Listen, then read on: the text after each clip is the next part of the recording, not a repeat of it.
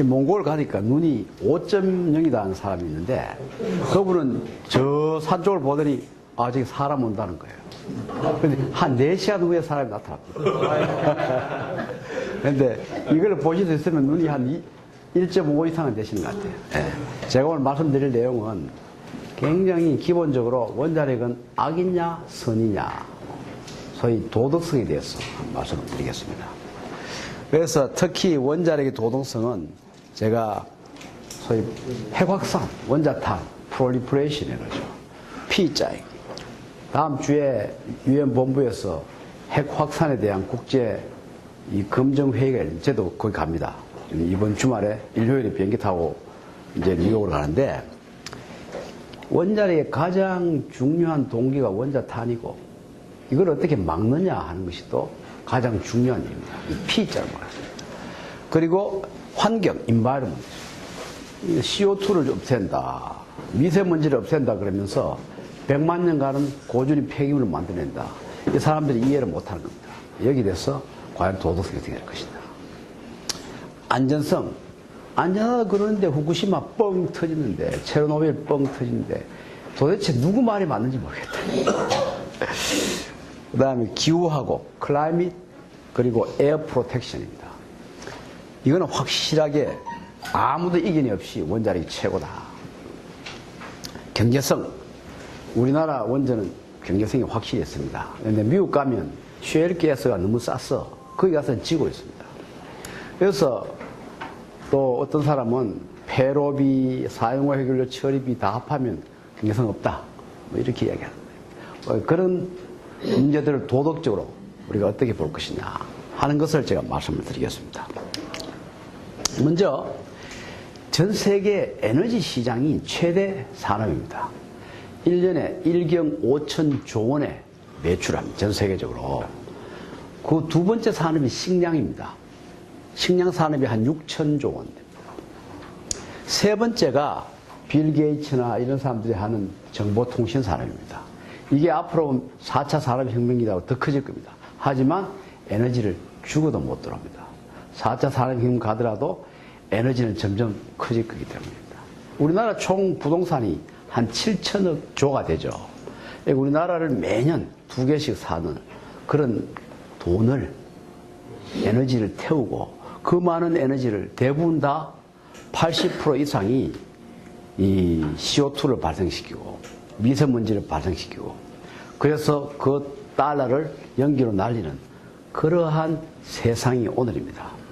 이것은 이제 과학자들이 쭉 분석을 해보니까 절대로 지속 가능하지 않다. 어떻게 가야 되느냐. 이게 오늘의 내용이 되겠습니다.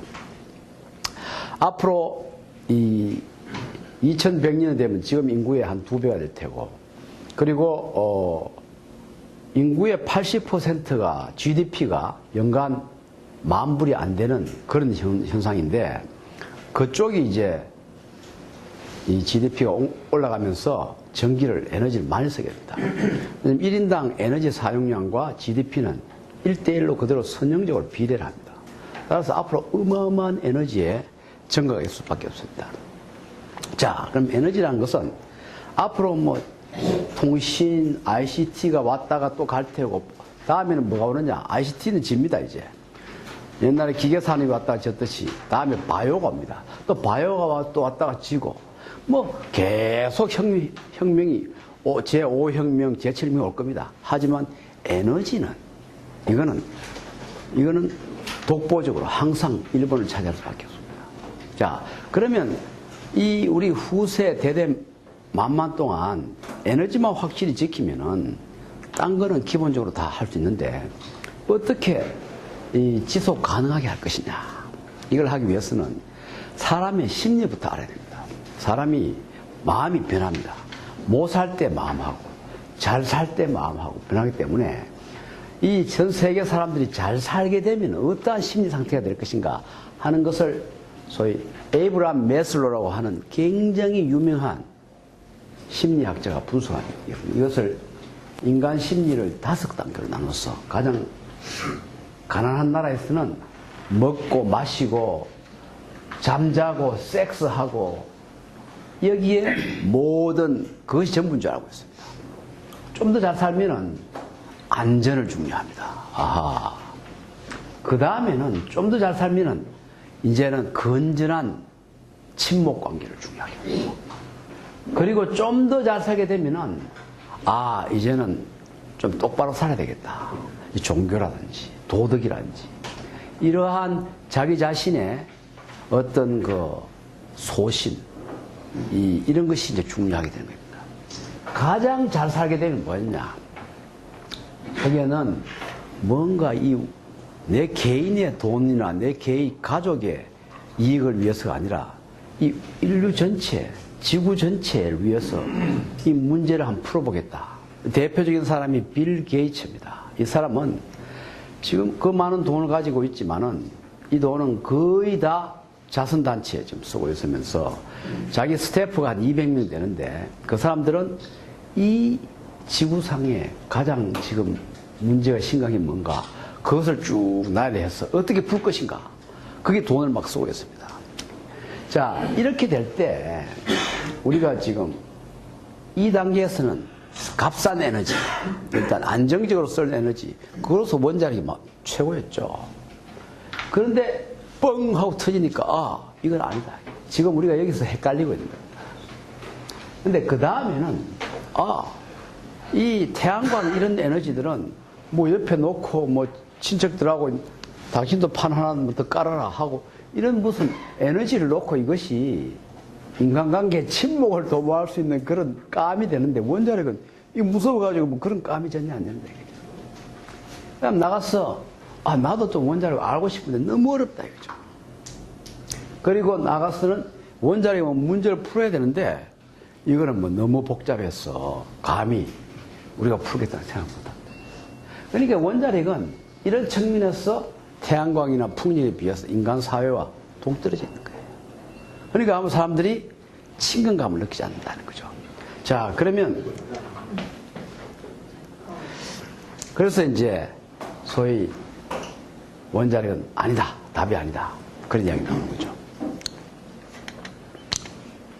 자, 그러면 이제 냉철하게 우리가 재생에너지로 간다면은 이번 얼마까지 갈 수 있는가? 이건 제가 플롯한 데이터입니다.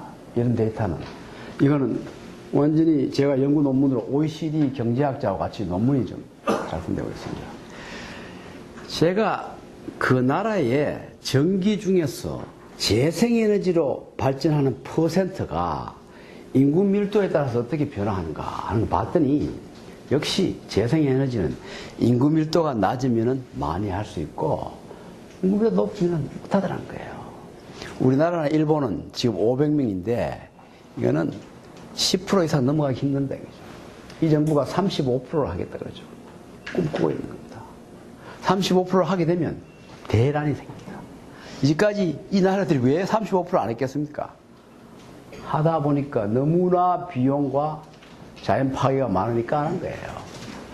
자, 또 한 가지는 이것이 국민 1인당 재생에너지의 설비 용량이 몇 왔더냐. 그래서 우리나라는 처음에 재생에너지가 없을 때는 제로였죠. 그죠? 그거하고 전기료하고 비교를 해보면 재생에너지를 많이 할수록 전기료가 계속 올라가는 거예요. 그래서 우리가 이 목표를 달성한다면 전기료는 3배 이상 올라간다. 그런데 환경하는 사람들은 태양광 가격이 떨어져가지고 미국에서는 태양광이 원자력보다 더 싸다고 그러는데 무슨 이야기냐. 그런 이야기 들으시죠? 그건 왜 그러냐 하면 그거는 태양광 패널 값입니다. 태양광 패널 가격은 요즘 중국에서 만들기 때문에 싸져요. 그런데 그게 전부 다 아닙니다. 태양광 시설 용량이 원자력 시설 용량하고 비교하면 더 싸질 수 있는 겁니다.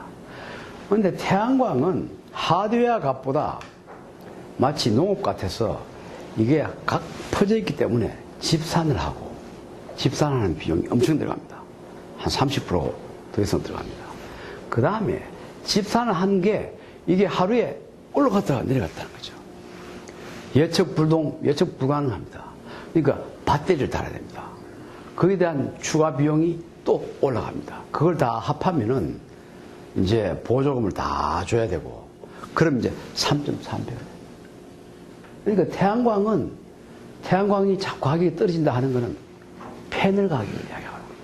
근데 패널 가격은 전체 전기값의 20%밖에 안 됩니다. 나머지 80%는 숨어있는 비용이고, 그걸 아무도 이야기 안 하는 거죠. 그것은 거짓입니다. 사실이 아닙니다. 그러면 에너지가 이렇게 중요하다면, 저는 우리 수업 시간에 가서 당신들이, 학생들이 각 집안에 참 동양들이 와 있는데, 빌 게이츠가 사는 호수보다 앞으로 에너지 시장에서 살 당신들은 3배, 4배나 더 중요한데, 빌 게이츠가 연못에 사는 맥이라면은 당신들은 바다에 사는 고래들이다. 그럼 에너지가 어디서 나오느냐? 에너지가 도대체 어디서 생기느냐? 우선 신화에 의하면 옛날에 그리스에서 프로메테우스라고 하는 신들이 사는 세계에서 불을 훔쳐다가 인류에게 주고 제우스한테 들키어서 제우스가 프로메테우스를 바위에 묶고는 이 간을 쪼아먹게 하는 고통을 줍니다. 그런데 간을 독수리가 먹고 나면 다음날 또 이게 신이기 때문에 간이 또 생기고 영원히 고통을 당하는 거예요. 그걸로 제우스가 화가 안 풀리고 판도라라고 하는 굉장히 아름다운 여자한테 박스를 하나 줘서 인간 세계에 들어가서 결혼하고 살아라. 이제 결혼해서 사는 순간에 박스를 엽니다. 그럼 각종 판도라의 박스가 열리면서 악이 이제 다 풀리는 거죠. 그것이 이제 그리스 신화입니다. 그러면 이 프로메테우스는 우리한테 그렇게 중요한 이기를 줬는데 자기는 이 에너지가 어디서 나오는지 알았느냐? 제가 만약 물었다면 답을 못할 겁니다. 왜 그런지 제가 곧 설명드리겠습니다. 나무에서 나온 게 아닙니다. 나무는 태양광에서 빛을 받아서 광합성을 해서 사실 태양광에서 나오는 겁니다. 나무라는 것은. 석탄도 태양광에서 나무가 돼서 그게 묻혀서 그래서 나온 거죠. 그럼 태양광의 에너지는 어디서 나오냐? 그것이 원소스인데 핵융합입니다. 수소들이 핵융합을 할 때는 이거는 전자의 반응이 아니고 핵의 반응입니다. MC 자성이라는 어마어마한 핵력이 이제 생기는 거죠. 그것이 이제 아인슈타인이 발견한 소위 특수 상대성 이론. 에너지는 MC 자성이다. 여기서 M이라는 것은 굉장히 작은 100만 분의 1의 원래 무게보다 100만 분의 1이 없어지면서 어마어마하게 큰 빛의 광 속의 제곱을 곱하니까 이건 일반 불로 태우는 것에 100만 배에 해당되는 열이 함수입니다. 수소 두 개가 합했는데 수소하고 산소하고 합하면은 불이 나지 않습니까? 수소하고 수소 두 개가 합했는데 그 불보다 100만 배 더 이상인 그러한 강력한 핵에너지가 나온다 이거죠. 그러면 풍력은 어디서 나왔냐 하면 이것도 태양광이 센 데가 있고 약한 거 있고 기압차가 생겼어. 그래서 나오는 겁니다. 그럼 지열은 뭐냐? 천문학자들은, 천문 물리학자들은 이 태양계를 도는 우리 많은 위성들이 옛날에 태양이 에너지가 많을 때 거기도 화산 폭발이 많이 있었다. 그 불덩어들이 튀어서 나가면서 식은 것이 혹성들이다. 이렇게 예측을 합니다. 그 이전에 그 속에는 핵 반응이 있었으니까 여기에 방사능 찌꺼기가 특히 짧은 것들은 다 없어지고 긴 것들이 남아있는 게 그 열이 이 알파선, 베타선, 감마선 내면서 그것도 이 화학 반응이 100만 배씩 나온 열이 납니다. 그 열이 바로 지열입니다. 지열은 지구 속에 마그마가 식으면서 내는 열이 아닙니다. 만약 마그마가 식으면서 내는 열이라면 벌써 지구는 싸늘하게 다 식었습니다. 그건 얼마 안 돼요. 속에 있는 반감기가 수십억 년 되는 그러한 알파, 베타, 감마, 방사성 폐기물들이 내는 열이 지열입니다. 그래서 우리가 땅 속에 벽돌들, 돌을 소위 화강암을 캐내면 라돈이 나오죠. 왜 그렇습니까? 땅 속에는 어마어마한 우라늄과 라돈과 토륨과 별의별 방사능이 다 있는 겁니다. 그래서 이것은 MC 자성입니다. 방사능 붕괴는 전자가 나온 것이 아니고 핵 반응입니다. 그것은요. 자, 여기 또 포함 안 된 게 우리 조력이 있죠. 지구가 돌면 태양이 달이 돌면서 달이 왜 생겼냐 이죠. 달도 처음에 이 속에 화산 폭발을 한 건데, 그럼 화산 폭발 물질이 어떻게 생겼느냐 하면은 옛날에는 태초에는 가스밖에 없었는데, 수소가스밖에. 우주는 전체가 수소가스입니다. 가스가 이제 뭉치면서 태양이 생기는 겁니다. 그러면서 핵융합 반응이 생기면서 무거운 것들이 막 생깁니다. 그래서 우라늄까지 생기는 거죠. 근데 우라늄은 다시 이제 너무 무거워져서 핵 분열을 해서 다시 가벼워집니다. 그래서 태양 속에는 핵융합 반응이 상당히 대부분이고, 그 속에는 핵 분열 반응도, 우라늄 반응도 상당 부분이 들어있습니다. 그런 사이에 무거운 것들이 생겨서 튀쳐나와서 식은 것이 달이죠. 그러니까 이걸 우리가 슈퍼노바 프로세스다. 즉 수소들이 막 뭉치면서 무거워지는 프로세스다. 그래서 질량이 생기는 과정에 다 mc 스퀘어의 에너지를 가지고 뭉치는 겁니다.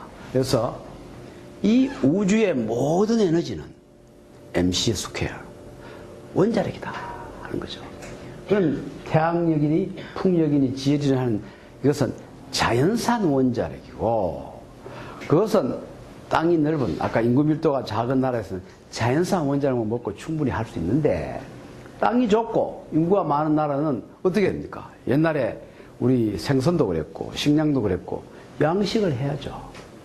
양식을 하는 것이 우리 원자력 발전이다. 양식은 처음에는 항생제도 주고 안 좋죠. 하지만 우리가 기술이 계속 발전해서 앞으로는 생선 같은 경우에는 그냥 그야말로 양식한 생선이 자연산보다 더 안전하고 더 맛있고 한 세대가 오고 있습니다. 벌써 자연산 생선 조심하셔야 됩니다. 그래서 원자력이 그러한 비전을 갖고 하고 있다 하는 말씀을 드리겠습니다.